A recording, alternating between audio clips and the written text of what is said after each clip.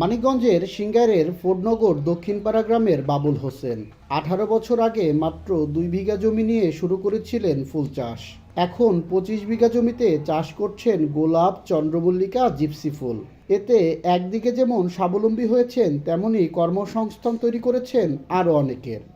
প্রতি মাসে আমার 6 থেকে 7 লক্ষ টাকা খরচ হয়। সবাইকে দিয়ে টিয়ে মোটামুটি আমিও ভালোই চলতে পারি।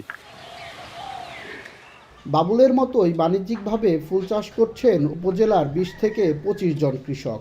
এবার জয়মন্টপ, ধল্লা, শায়েস্তা ও তালেবপুর ইউনিয়নের 20 হেক্টর জমিতে হয়েছে নানা জাতের ফুলের আবাদ।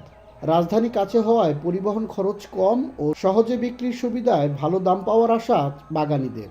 যেটা ক্যাপের মাল ওটা বেচতেছি মানে 40 থেকে 50 টাকা, আর ক্যাপ ছাড়া গুনি 30 টাকা পিস মানে রেগুলার বেচতেছি। যে আমার 2 থেকে 2.5 লাখ টাকা এরকমভাবে খরচ হয়েছে, আর 5 থেকে 6 লাখ টাকা এরকমভাবে বিক্রি করা যায়। সামনে 3টা দিবস আছে। 3টা দিবসের ভিতরে যদি ইন্ডিয়া থেকে বা চায়না থেকে ফুলগুলো না আসে, তাহলে আমরা একটু লাভবান হতে পারব। উপজেলা কৃষি বিভাগ বলছে, এবার ফলন ও দাম ভালো থাকায় কৃষকরা ফুল চাষে লাভবান হচ্ছেন।